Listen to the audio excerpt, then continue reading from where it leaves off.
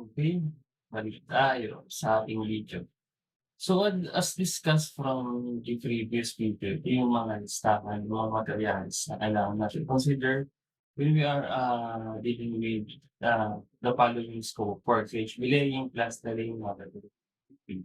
So, ito na yon.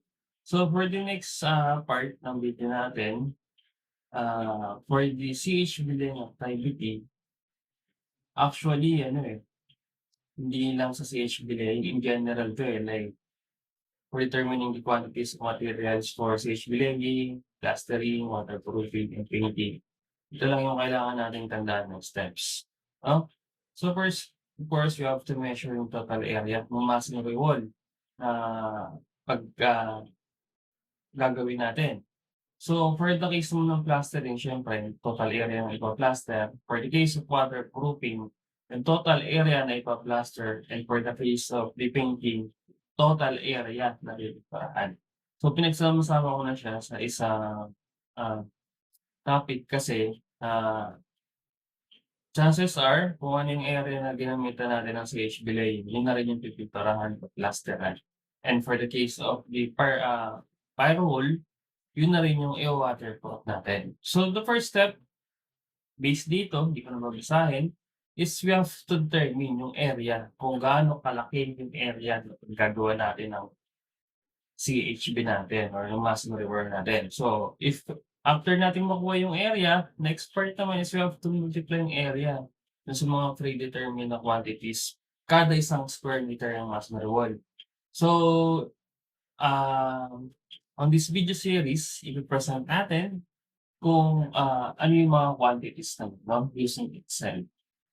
So, sa pagsusukat ng area, we have different options depende dun sa project na ginagawa natin. If it is existing, puwede nating gamitan na lang siya nung mga measuring tape natin, 'tong steel tape na 'to.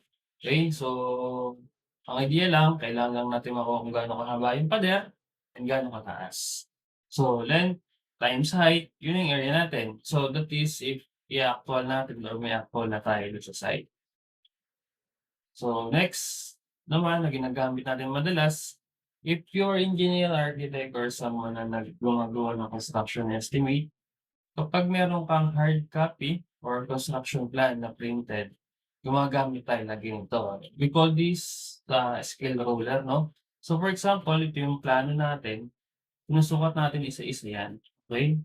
Yang haba ng pader na 'yan, taas ng pader na 'yan. So, through that, ilalagag natin kung ano yung length, then ano yung height, multiply natin yung length tsaka height, okey?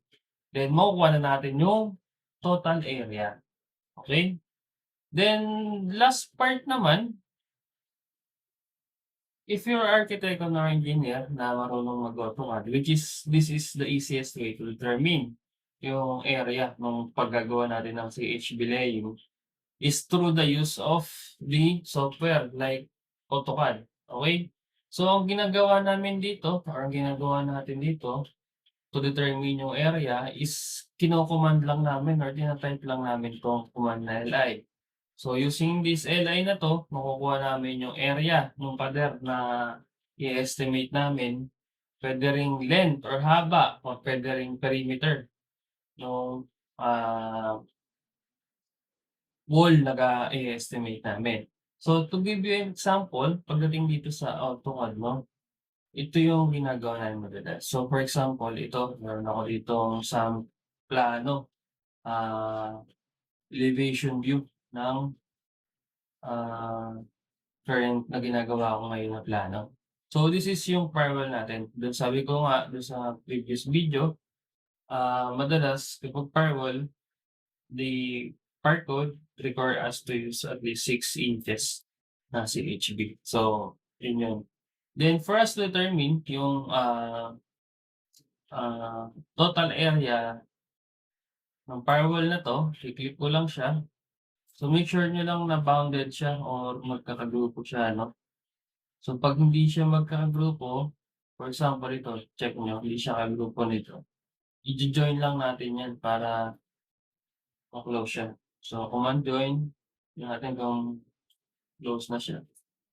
So yun, isang click,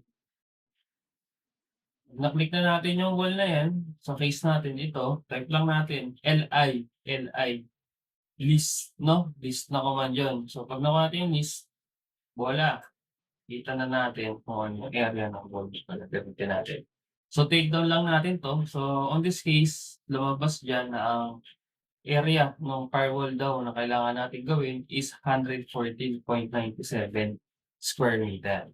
So i-take down natin 'yan, then for on the next video, ko-quantify natin kung ilang hollow blocks, ilang semento, ilang kubiko ng buhangin, ilang bags ng skim coat, ilang balde ng pintura, tsaka waterproofing yung kailangan for us to construct itong 114.97 na laki ng firewall.